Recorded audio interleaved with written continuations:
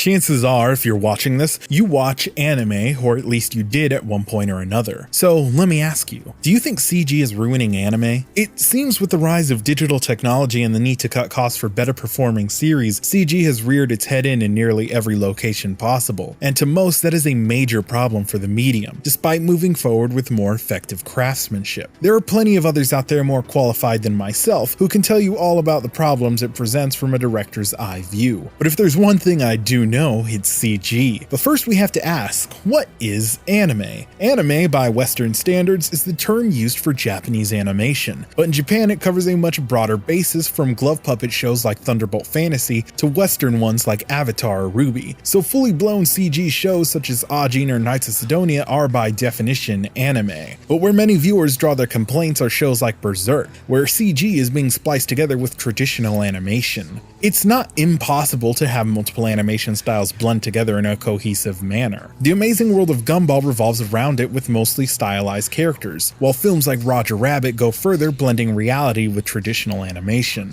Thanks to simple tricks via lighting and visual tone, these styles that would normally appear odd appear properly united. The idea isn't about making the product consumable, but making it immersive. And when it comes down to it, Japan is actually fantastic at making believable and visually unique CG sequences, especially in video games that quickly pull you in an engrossing manner. But have you ever noticed that's not the case with 3D anime? Sure, it's easy to discredit CG for not being traditionally animated, but the benefits of using 3D for certain scenes can help them shine when properly utilized. When mismanaged in shows like Berserk, with a constantly shifting and hard to read scene, it can prove detrimental. That's how you end up with the cat blue. So going back to our initial question, is the fault of CG anime not the style itself, but the way creators use it? In regards to how it can convey visuals, there are three categories we can divide them into: realism, style, and for lack of a better term, toyetic, which lies somewhere between the two. Of course, Rocket Jump has a fantastic video on realism and CG, so I'd advise seeing it if you haven't, but for this we'll be focusing on the latter two. Chances are most of you are familiar with what I'm referring to as a toyetic design in CG. See, in the West, we never really came across this issue of transitioning to 3D from 2D like in Japan, and for that we have to thank Toy Story, being it was the first fully CG animated feature, and like its name suggests, it revolves heavily around toys,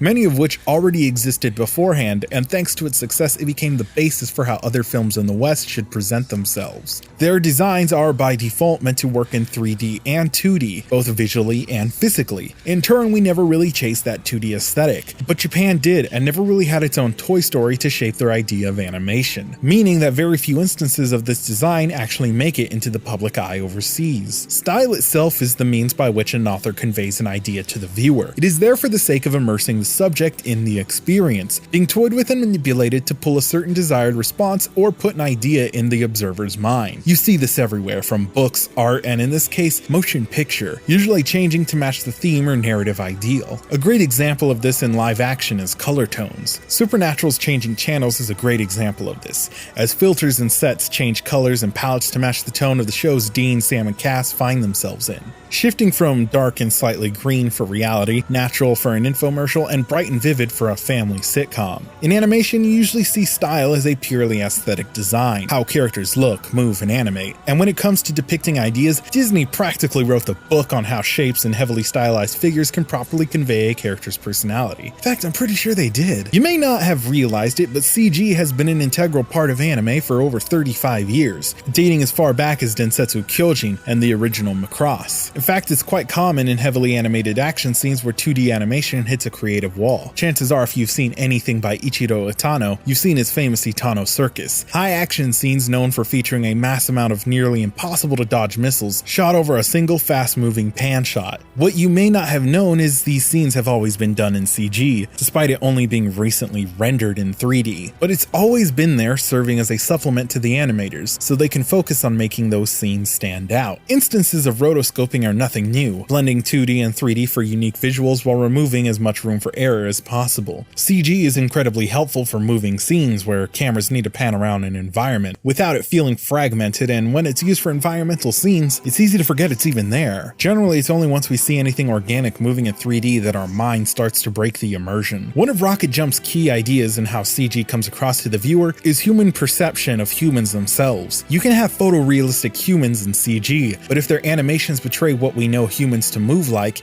it doesn't sit well with us. The same applies to anime, especially if you've been watching it your whole life. Traditional animation is not restricted to limbs or natural movements. It is very unique in how it conveys ideas, heavily relying on visual trickery for the sake of bringing across a mode of action. So when we see something animated that moves rigidly, our immersion breaks. And it just so happens that to try and make something look 2D, studios try their best to make things look rigid. There's an idea in animation called expression that is easier to convey in 2D than it is in 3D. 2D isn't restricted to anything other than the artist's imagination, but once you're put into 3D, you're restricted to models and assets compatible with it. 3D is fully capable of expression in its own unique way, and you'll often find it through animations. A good animator can make a simple model animate incredibly well and properly convey an idea or personality to the viewer, even if one is significantly lower in poly count or from an older era. Think back for a moment. When you're watching a fight scene, what's more memorable to you, the viewer? What you're seeing or how it's conveyed? Monty-Yam, the now deceased creator of RWBY, had a good eye for visually interesting action scenes. But both before and after having a team to work with, his only real restraint in his work was his rigid animation style. So while something compelling might be happening on screen, the lack of expression makes it hard to properly engage with. Compare that to animations from Cowboy Bebop, which have shorter and arguably simpler fight scenes, but one that many remember thanks to the expression being conveyed. Cassette Girl and Paperman are perfect examples of expression in a hybrid animation. Despite the former being almost entirely in CG, come those intense and fleeting action scenes, where effects and faces that can't be conveyed properly through 3D are occurring. They're being drawn over with 2D animations to capture that ideal, and you can already see shows like Etotama using a variation of that method to better capture a desired emotion. But Paperman takes it even further, drawing lines and highlights over the CG sequences to help them create a smooth 2D feeling, and while these examples go about their maskings in different ways, they all breathe life and emotion into their art,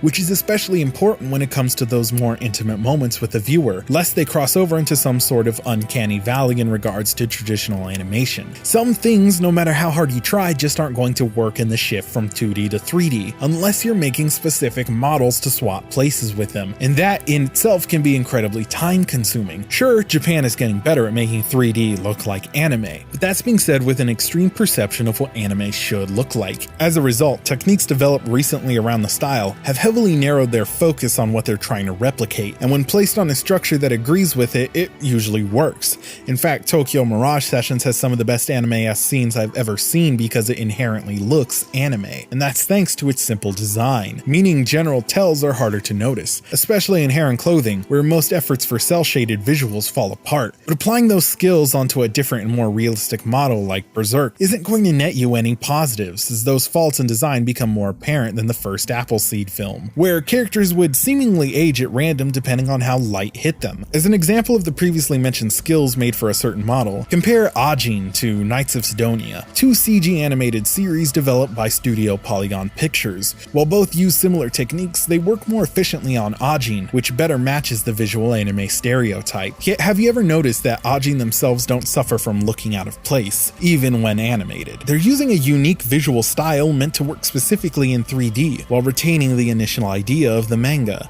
The Powerpuff Girls special from a few years back was made entirely in CG, yet through clever visual trickery it's able to help mask what's being shown and present itself in a unique pseudo-2D manner that makes it easy to immerse yourself in. They're both using the same systems for a similar goal, but the difference here is that while Western CG animation is a translation of 2D into 3D, Japanese animation is an imitation of 2D. An imitation is what causes most CG to be perceived in a negative light, because we're constantly comparing it to the subject's point of inspiration. So while Babuki Baranki might look good in stills, in motion a more stylized design such as that in the recent Star Fox Zero anime short will always look better by comparison, as it has no 2D counterpart to compare itself to. It also helps that it's working with designs built specifically for 3D. The same applies to a more extreme example such as JoJo or the upcoming Gods film. Of course, given the manner through which 3D is used in anime, it's not hard to blame this for becoming the default. When most people know a certain style that performs well in the market, like Like most know, realism in the West, it is often the most cost-effective method for production, especially when you're on a shorter and tighter budget to produce films and shows in less than 3 years, whereas companies like Disney can take 8 years producing a single feature. Granted, you'll likely find the latter going through multiple rewrites when creating a new story, whereas the former is usually adapting one. Even with that time, most aim to stick with the anime visuals, over creating or working with a style that can properly convey the needed expression. It was even a key focus for films like Expelled from Paradise,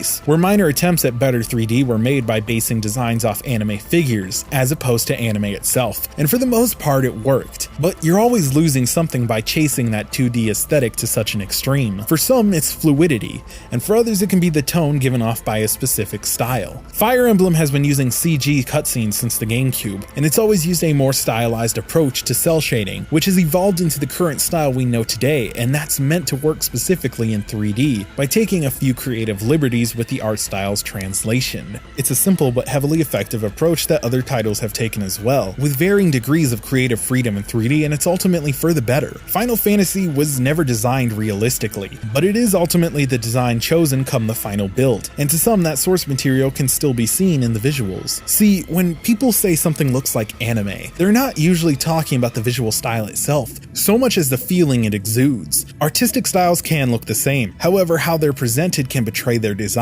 So despite looking like anime to many, Avatar feels noticeably Western, and that's thanks to its color palette, lighting, line work, and more fluid animation. In fact, when it comes to CG anime, you'll notice a lot of studios intentionally restrict a majority of scenes to 12 frames per second, trying to make things look more 2D. And it worked for a series like Guilty Gear Xrd, which worked off a previously established style in that manner. But in anime, frame rates are an ever-shifting variable that change depending on what's happening in a scene. You'll often find 6 frames per second the standard for talking, and scenes that involve action or objects moving to go for a standard 24. But the former tends to involve lower frame rates in the actual characters in the shot. These self-imposed restrictions are quite odd in the fact that the animators behind these shows have done incredibly stellar work on games like Final Fantasy XIII and Fire Emblem, and have worked on TV shows such as Star Wars The Clone Wars and Transformers Prime, ones that actually have won awards for their quality animations. So at the end of the day, who is all this being done for? We've seen CG anime visuals being done far better elsewhere, and when they're not limiting their frame rates, animations, or styles, they're truly something special to behold, even if they're being interpreted in different ways. Not because they're done out of obligation, but one out of creative choices. They have the expression so much CG anime does not, and are quicker to immerse the viewer in their world, without ever having them question or compare what it is they're seeing. At its core, CG anime isn't the problem. It's the animators and their perception of how anime should look. In its current state, Japanese CG needs to stop being an imitation and move on towards being a translation. When people are finally able to look beyond and take advantage of CG's benefits to show the viewer something that is only capable in CG without needlessly restricting the medium, perhaps then we'll see a new era of animation, one that people find exciting rather than off-putting. Who knows, with so many animators experimenting with how CG can look, not just in film and television but animated specials as well, we might already be on our way there. Hey, how's it going? My name's BriHard and I am out of breath. Thanks a bunch for watching though. If you liked what you saw, I have other videos made specifically for your viewing pleasure. While you're at it, why not follow me on Twitter? I'm sure it'll give at least one of us a feeling of satisfaction. Sorry I haven't posted these last few weeks. I ended up having a lot of trouble writing the script for some reason, and after my cat passed, I felt I could use a little break. But I should be returning to a regular schedule soon. So thanks again for watching, and I'll see you next time. Much love.